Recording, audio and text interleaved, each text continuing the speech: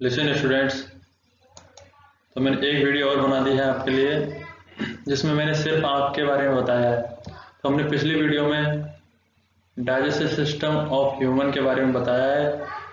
अगर आपने वो वीडियो नहीं देखी है तो उसकी लिंक हमारे डिस्क्रिप्शन लिंक में पड़ी है, उसको जाकर देख लीजिएगा। तो स्टूडेंट्स, हमारी अमेजिंग आँखें कितनी खूबसूरत होती है देखने के लिए, और कुछ ही सेकंड्सों में कितना सारा कुछ काम कर देती है ये हमें पता नहीं होता है। तो आज सिर्फ मैं आपको इसके एक्सटर्नल स्ट्रक्चर के बारे में ही बताऊंगा। हम सिर्फ इन दो पॉइंटों पर ही बात करेंगे आज। इस वाले पॉइंट को मैं अगली वीडियो में बता दूंगा आपको। तो देखिए स्टूडेंट्स, आज हम इंट्रोडक्शन करते हैं ह्यूमन आइज का, कैसे कैसे ये होते हैं। मतलब ये होते हैं एक्सटर्नल स्ट्रक्चर, ये वगैरह देख रहे हैं ना, आपको देख तो रहा ही है। तो चलिए चलते हैं हम।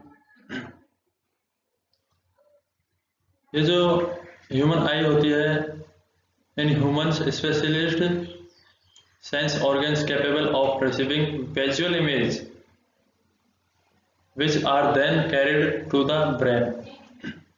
मतलब कि स्टूडेंट्स, मानव की जो आंख होती है वो विशेष इंद्रियों अंगों में से एक है जो दृश्य छवियों को प्राप्त करने में सक्षम होते हैं, जिन्हें बाद में मस्तिष्क तक भेजा जाता है।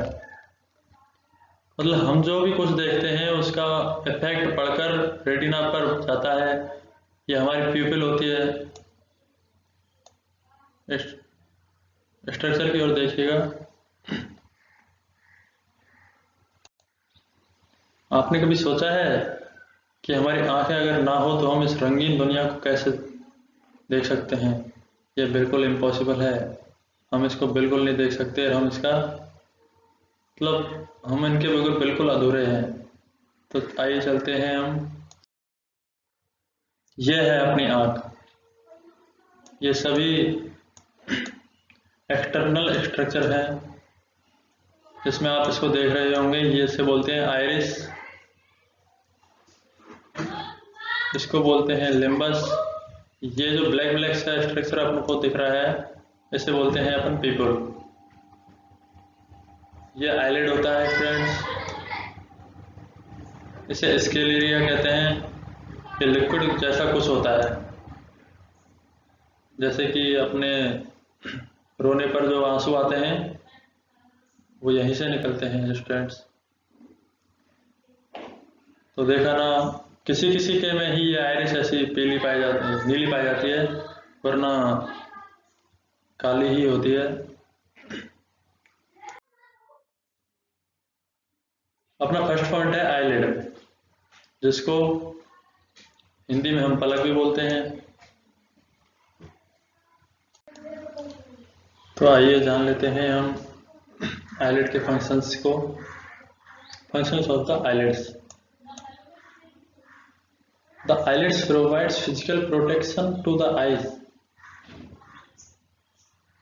prevent drying of the eyes, ensuring normal tear films and dryness, secret oil part of the tear film। यानी कि हमारी आईलिड हमारी आंख को नम बनाए रखने में हमारी बहुत मदद करती है, जिससे कि हमारी आंखों में कोई कचरा न जा पाए।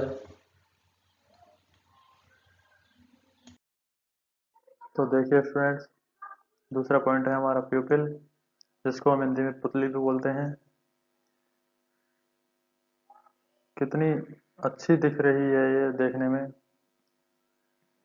तो आईलिड तो अपना हो ही गया, एंड आपने इसके फंक्शंस भी देखे कैसे कैसे ये कार्य करती है। तो आइए हम प्यूपिल के बारे में थोड़ा इंफॉर्मेशन लेते हैं। The प्यूपिल controls the amount of lights that the eyes. प्यूपिल size is controlled by the dilator and sphincter muscles of the iris. The pupils control how much light is let into the eyes. It is very similar to a camera spread, which allows more light in for more exposure. यानी कि पुतली प्रकाश की मात्रा को नियंत्रित करती है, यानी कि अपनी आंख में कितना प्रकाश आ जा रहा है, यह मतलब कैसे कैसे कार्य करती है। अगर ज़्यादा लाइट होती है तो ये सिकुड़ जाती है, और कम लाइट में इसको देखने का कार्य मिल रहा है तो ये फैलकर अपनी आंखों को मदद करने में देखने की वो करती है। जैसे कि आंख पुतली का आकार डायलेटर द्वारा नियंत्रित किया जाता है, और परितारिका की स्फिंक्टर मांसपेशियां छात्र नियंत्रित करता है। आंख में कितना प्रकाश डाला जाता है, ये तो बहुत एक कैमरे एपर्चर के समान जो अधिक प्रकाश की अनुमति को देता है, अधिक एक्सपोजर के लिए हमें बहुत ही देखने को भी मिलता है।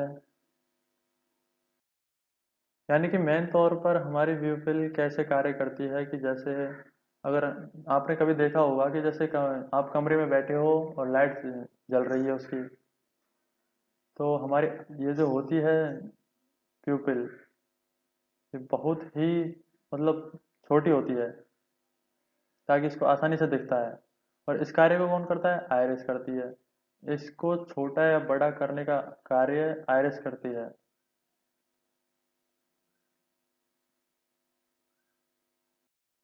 तो जैसे आप एक प्रकाशीय कमरे में बैठे हो, अचानक से एक लाइट चली जाती है, तो ये जो पुतली दिख रही है, ये धीरे धीरे धीरे धीरे कुछ बड़ी सी होने लगती है, जिससे कि हमें देखने में आसानी हो।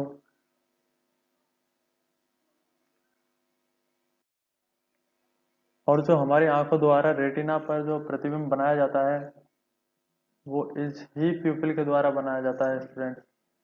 इस बारे में मैं आपको दूसरे पार्ट में बताऊंगा। तो अभी तो हम सिर्फ इनके बाह्य स्ट्रक्चर के बारे में ही जानकारी लेते हैं। थर्ड पॉइंट अपना होता है श्वेत पटल, इसे स्क्लेरिया बोलते हैं। तो देखिए आप एक बार स्ट्रक्चर को देखिएगा, ये होता है स्क्लेरिया। इसमें कुछ लिक्विड जैसा कुछ भरा होता है, जैसे कि अपनी आंख में कुछ कचरा वचरा चला जाता है, तो आपने देखा होगा कभी कभी पानी जैसा बाहर निकलता है, तो स्क्लेरिया ही होता है। एंड ये अपनी आंख को नम बनाए रखने का भी कार्य करती है, जिससे कि हमें कोई प्रॉब्लम ना हो। और ये स्क्लेरिया आंख का वह हिस्सा है जिसे आमतौर पर जाना जाता है सफेद के रूप में। यानी कि इसे हम श्वेत पटल इसीलिए बोलते हैं क्योंकि इसका रंग सफेद होता है। यह कि सहायक दीवार बनाता है, नेत्रगोलक और स्पष्ट कॉर्निया के साथ निरंतर है। कितनी सुंदर दिख रही है ना ये आंख। देखिए फ्रेंड्स, फोर्थ पॉइंट से अपना आइरिस। तो मैंने स्ट्रक्चर में बताया ना कि आइरिस कौन सा भाग होता है।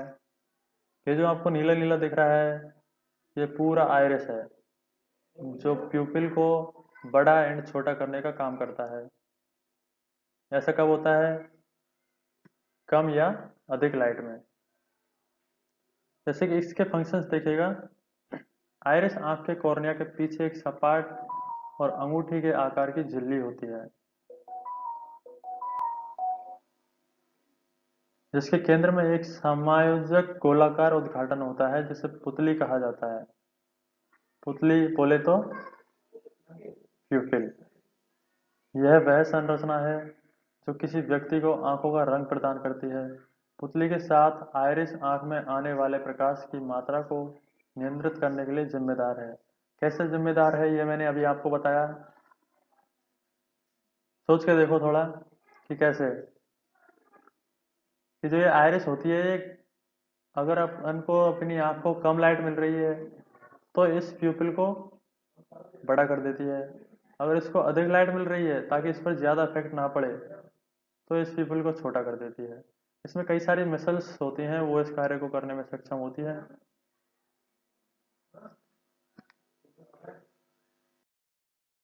फोर्थ, सॉरी, फिफ्थ पॉइंट है अपना limbus.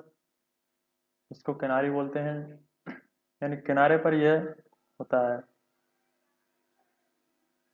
The limbic system serves a variety of fundamental cognitive and emotional functions.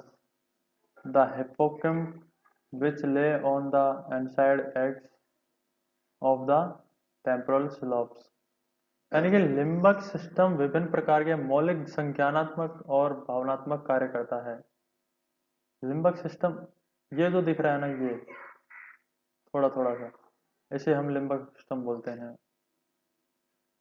हिप्पोकैम्पसी जो टेम्पोरल लोब के अंदरूनी किनारों पर होता है, स्मृति निर्माण के लिए आवश्यक है। एमिगडाले प्रत्येक हिप्पोकैम्पस के सामने के हिस्से ऊपर के बैठते हैं। भावनाओं को संसाधित करने में प्रत्येक अमिगडाला को महत्वपूर्ण माना जाता है। यानी कि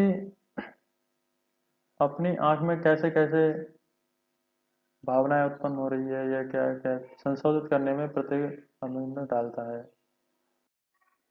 लेकिन स्टूडेंट्स, अभी तो मैं सिर्फ इसके जो एक्सटर्नल स्ट्रक्चर हैं उनके बारे में ही बता रहा हूँ। अगली वीडियो आपको बहुत ही जल्द मिल जाएगी, तो उसमें अब क्रियाविधि होती है उसको बताएंगे हम।